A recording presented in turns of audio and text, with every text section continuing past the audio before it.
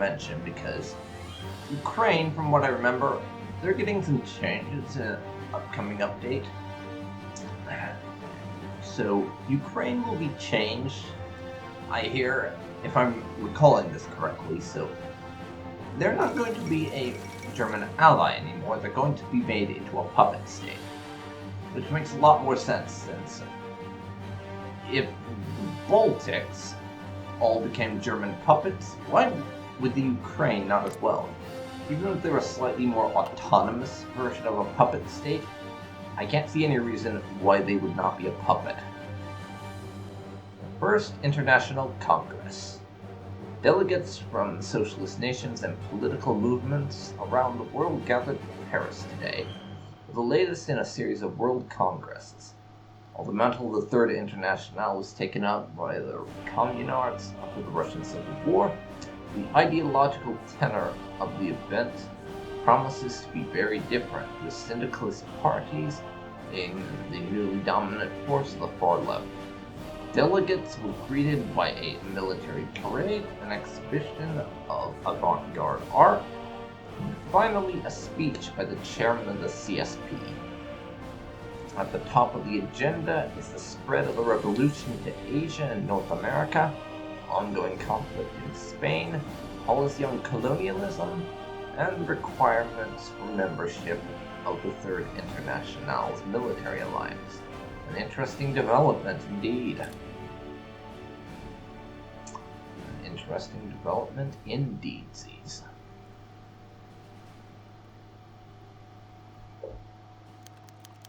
The Syndicalists' first move. The Reds are meeting to coordinate their activities, which are definitely aimed against the order we have established in Europe following our victory in the Weld Creek. We must watch this meeting and analyze its results closely. Watch them. Watch them, watch them, watch them.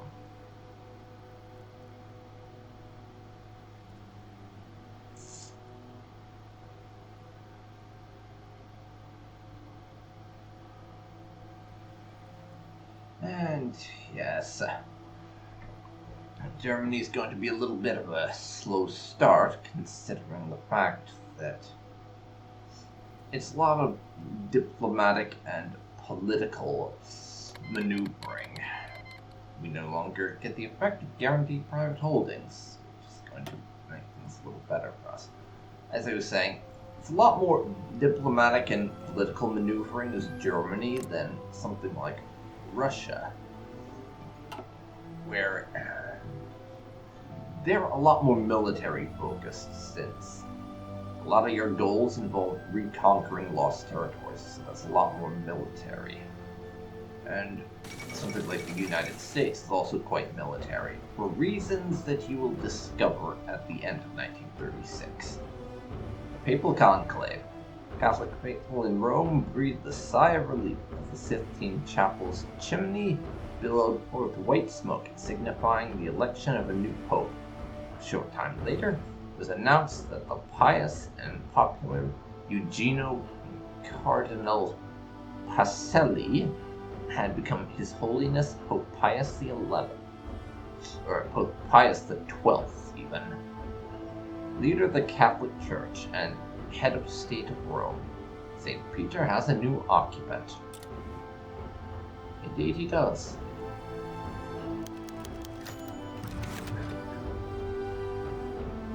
Oh. The Kenyatta soap affair. An unusual case has reached the highest court in the German state. Anti-colonial activist Jomo Kenyatta has brought a class action lawsuit against the former African Statthalter Wilhelm Sol. The case has become something of an embarrassment, as some of the plaintiffs are veterans of the Weld Creek. It cannot be easily dismissed, and claim that Sol's administration harmed them through policies of illegal land seizures and even abductions and torture, all done with Sol's knowledge and little legal basis. Quietly, the Foreign Office has explained to the government that such things are common and necessary in our colonial administration. They strongly urge we quash this motion.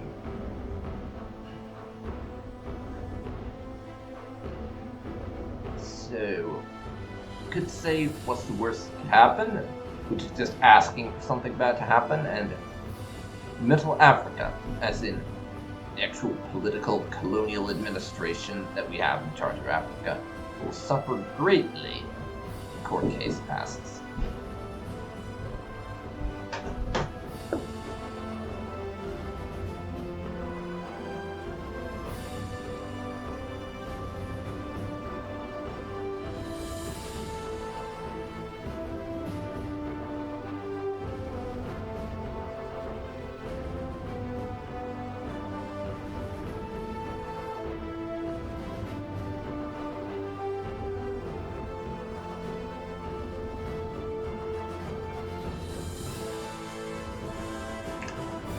As I was saying, Mittleafrika will suffer greatly if the court case passes.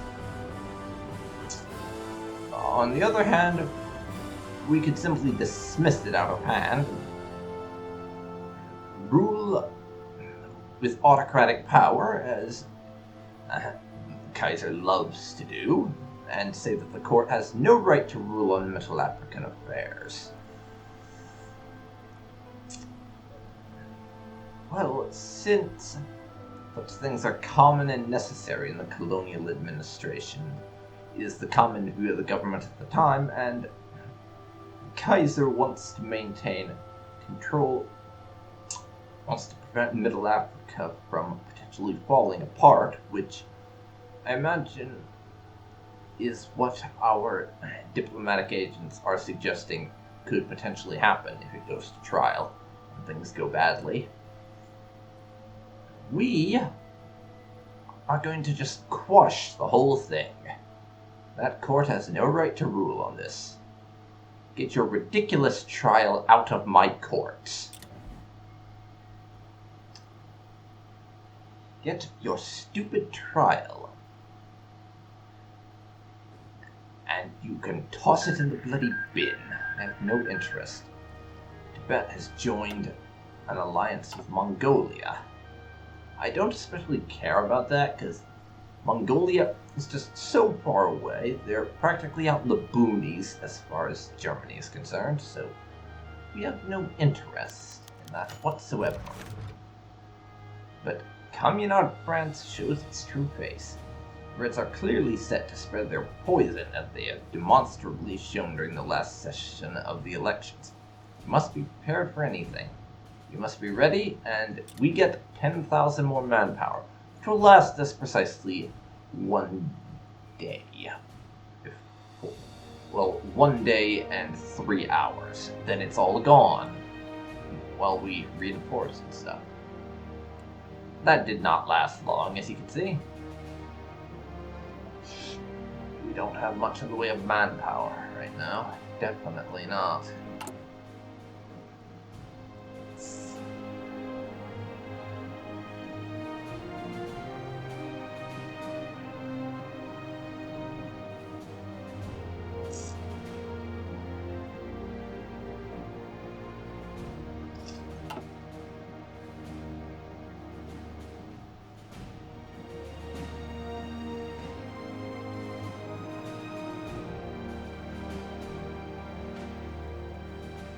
Okay.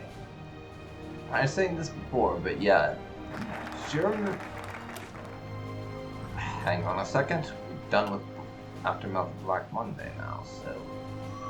Which route do we want to go down?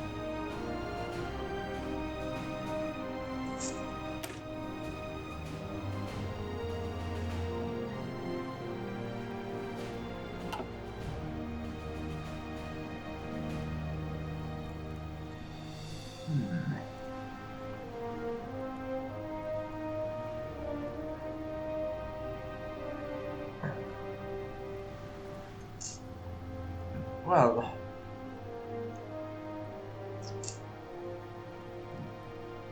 the route that I think I'm most interested in is the one that goes down bailing out the Junker estates, because that will give us more ties with the Polish. However, it will also make our country even more unstable as a result.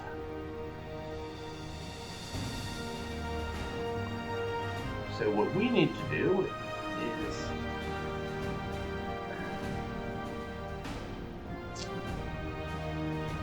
imperial restructuring should let us make the country more stable for the time being, if we go down that path a little bit. So I'm going to go with that.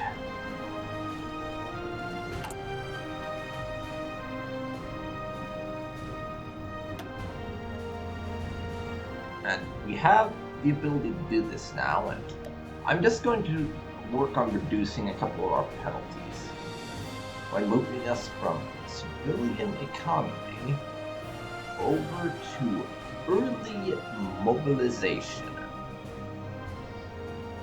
which is going to mean less penalties.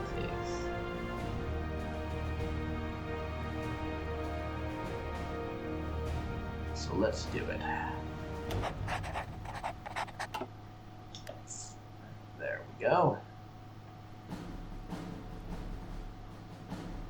And I haven't looked in a while. Let's check here. How's Afghanistan's war on? Well, they still exist.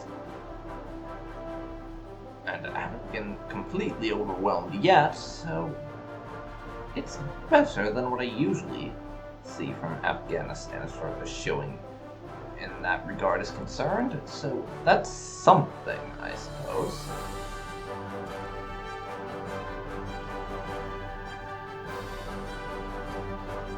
If you look at that, apparently moving us over to partial, I guess, to early mobilization means that we're not losing fuel anymore. So we could potentially put another fleet on training if I wanted. I'm not going to at the moment, but I could.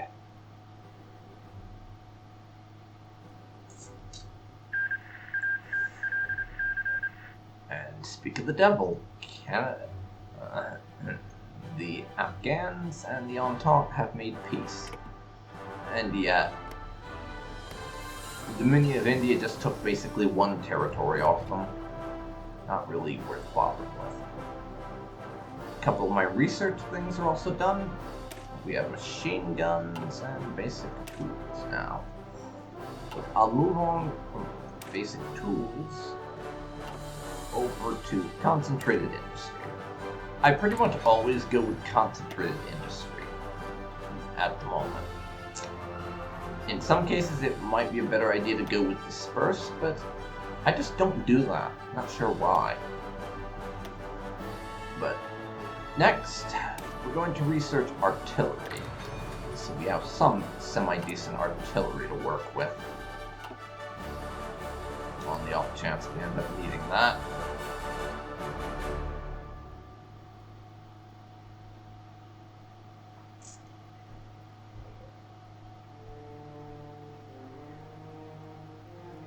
It's May now, and not much is happening, but as I've alluded to in the past, Germany is something of a slow start. It's very exciting to play as once you actually have the war with the French come. Because as Germany, you are literally in the center of Europe and you will be fighting the Commune of France. So it's the giant clash of titans that you have right here. Which is just so epic and exciting. But while you're building up to that, and still in the early period, it's kind of dull, just waiting for things to happen, I have to admit. Greece seizes German assets. Thanks to the rippling effect of Black Monday, German investors who held majority shares in Greek factories and mines have been closing those businesses down, in some cases because they're unprofitable, but in others because the investors have gone bankrupt. The Greek government has responded by seizing the companies, despite the Treaty of Salonika, signed after the war, stipulating that our investors have unfettered access to their economy. Many in the government are suggesting we respond harshly, not only apply sanctions, but pull all investment out of Greece altogether. Others say the country is only trying to stay afloat, like Monday has hit all of us hard.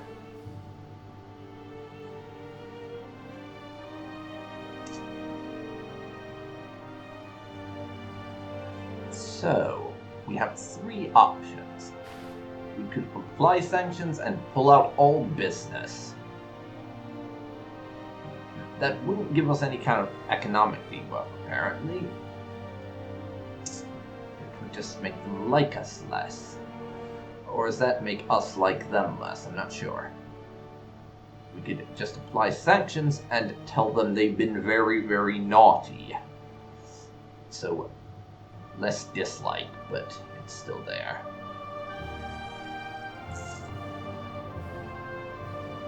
Honestly, historically speaking, the way I've heard Kaiser Wilhelm described, he did kind of seem to have a tendency to react extremely to everything. Not to mention, they did violate a treaty. So, making the point that we are going to stick up to our treaty obligations by giving the maximum possible diplomatic response would seem like the best way to approach this, I think. So we will apply sanctions and pull all business out at once. How dare they violate their treaty with us?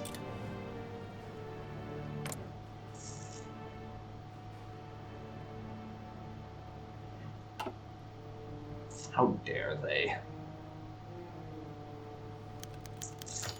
Costa Rica requests our assistance. Disaster has hit the otherwise quiet little nation of Costa Rica, where the ZKG... I can't pronounce that, and I'm not even going to try. Crashed hard on the Berlin Stock Exchange just a few weeks earlier, dragging the nation into a hole out of which it will be unable to recover on its own. To save them from complete collapse, the small nation has requested us alone to bail out the ZKG. Of course, we'll give them their loan, and at the very least, this might mean they'll owe us one, so having some influence in Central America would be a nice way to start expanding the Germany's sphere of influence through economic means. Yes, offer them assistance.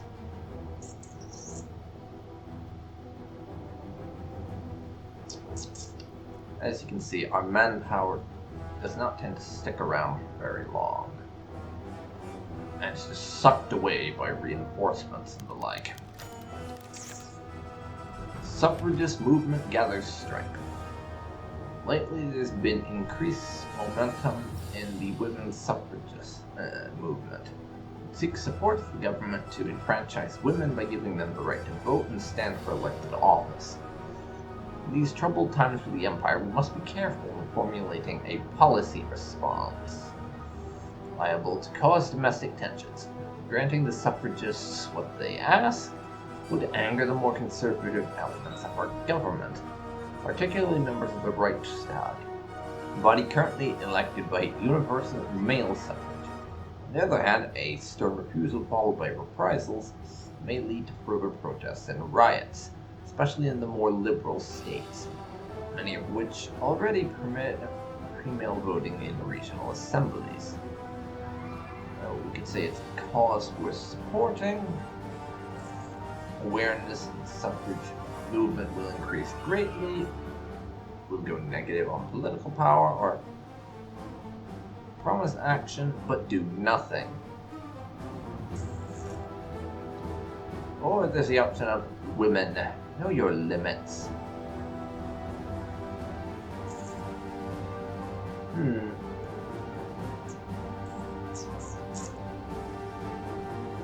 For the time being, I'm just going to give the idea lip service, basically, where we will promise that we'll take action on the cause, but not actually do anything to make that the case. It will increase awareness, but it's not as bad as if we wholeheartedly endorse it.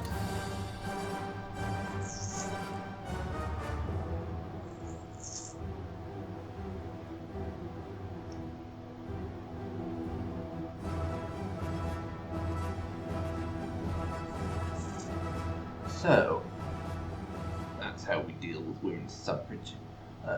It's just movements just basically give the idea lip service and then don't actually do anything. Clearly the perfect solution. Clearly.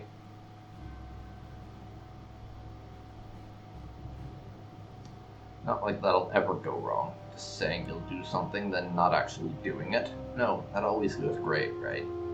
Clearly it does.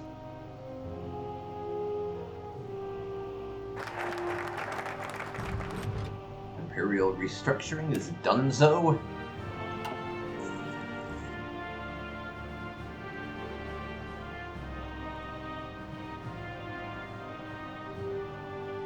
And we are now going to organize the youth. Also, hello Danzo. And thank you for lurking. And appreciate the good luck wisher. Organize the youth.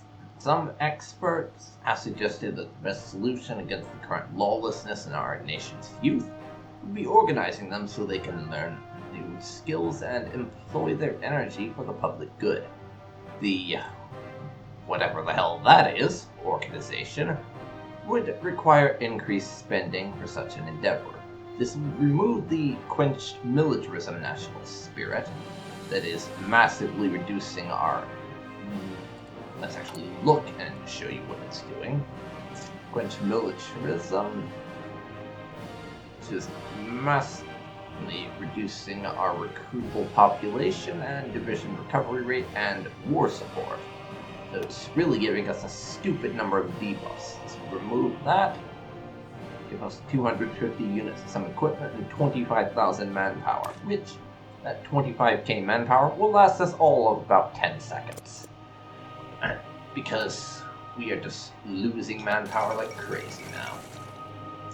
Electoral gridlock in Britain. In 1936, the Trade Union Congress in the Union of Britain has made out to be decisive. Longtime chairman of the TUC, Philip Snowden, declared his resignation, causing the four major factions in the Union, Maximus, Autonomous, Federationists, and Congregationists, to butt heads over position. And as just settled, no clear leading faction emerged from the hotly contested elections. As unrest immediately rose and all factions asked for recounts or a new election, the TUC finally decided to elect Federationist Tom Mann as a moderating figure. To many, this is a sign of upcoming political inertia in the Union of Britain. Wow. This is so opposite to what I'm usually used to seeing, because in all the games that I've played in Kaiserreich in the past, it's the Commune of France that has the electoral gridlock, and the Union of Britain that always has a firm result in their elections. This time it's the opposite, which is kind of insane, honestly. It really is. The FAUD, the Freie Arbeiterunion Deutschlands, or Free Workers Union of Germany, is an umbrella organization of several trade unions, founded during the turbulent period in 1919 during the French Revolution. They have repeatedly denounced the syndicalist terror, and therefore been allowed to operate unimpeded until now. However, our intelligence services have produced definite proof that their leaders are in contact with syndicalist organizations in other nations, such as the CNT-FAI in Spain. They also suspect that some members may be directly plotting against the Kaiser. Oh no. That is it. You're plotting against the Kaiser? Yeah, ban their asses and force them underground and lock their leaders the hell up. Yeah, you don't plot against the Kaiser and expect to be allowed to continue to operate. No, no, no, no, no. That's just not a thing you do. It's just not. So, yeah, screw you would be my response to that. We're still pretty negative on political power, though, so, Need to try and get that down there sometime soon. Now...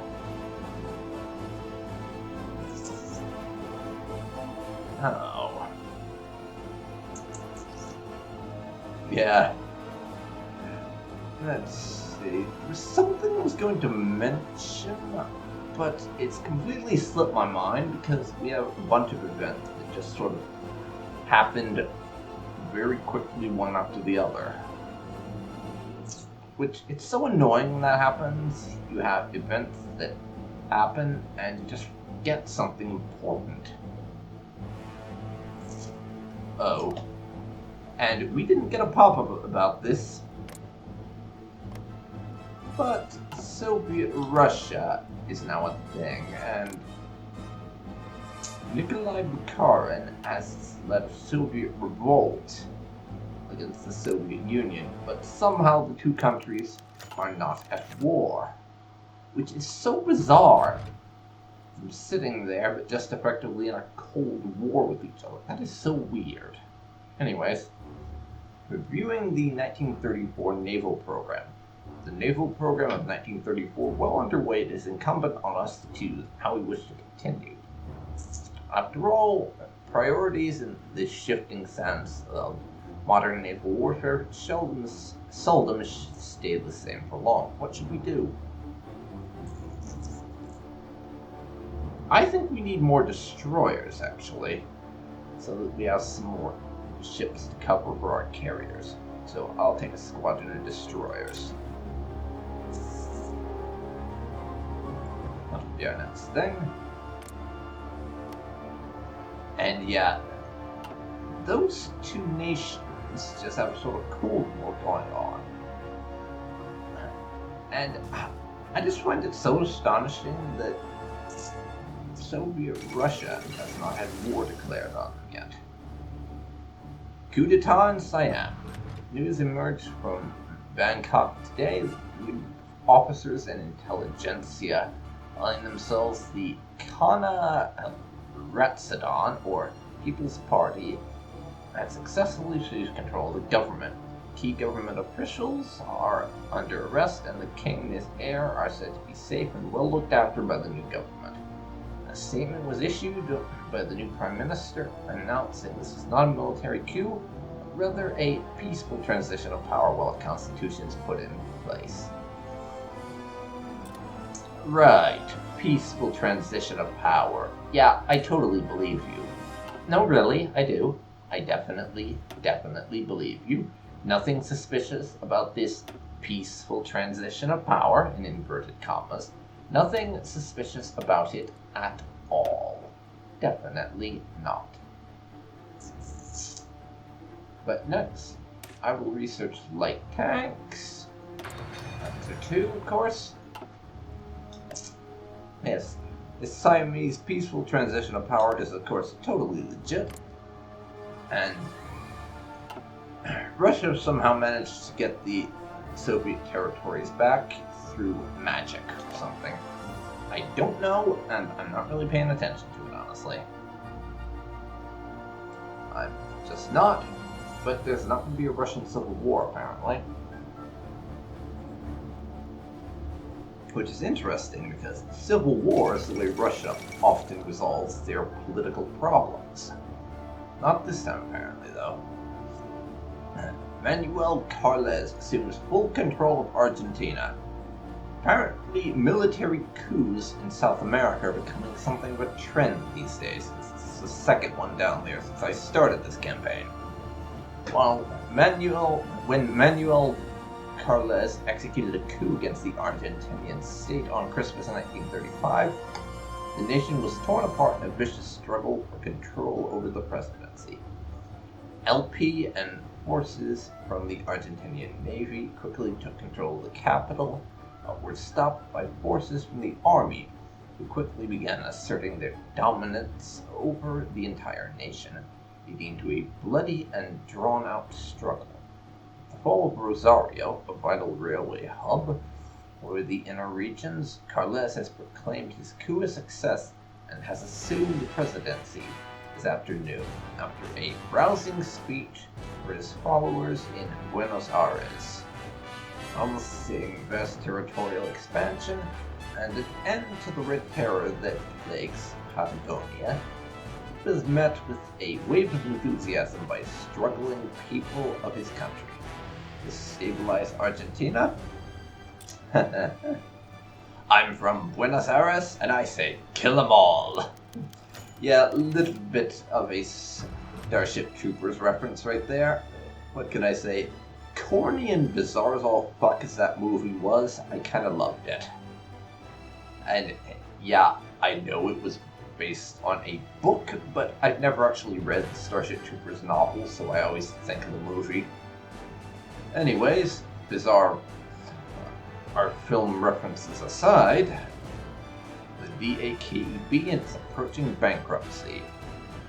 The Deutsches Kaiserreich Abyssinian Eisenbahn DKAB railway was established in the early 20th century and linked Addis Ababa to Djibouti through a series of German-backed expansions and is now used mainly to transport ore from the Congo basin in Mittleafrika to Djibouti. Because of the general economic downturn worldwide, ore is no longer being purchased at the rate it once was, resulting in fewer transports for the DPAEB. The situation has now reached such a level that the railway itself is nearing bankruptcy. We're going to keep it running, even if that does mean going even more negative in political power. I will keep the damn thing running. I don't care. We built it with German capital, therefore we will maintain it, come hell or high water.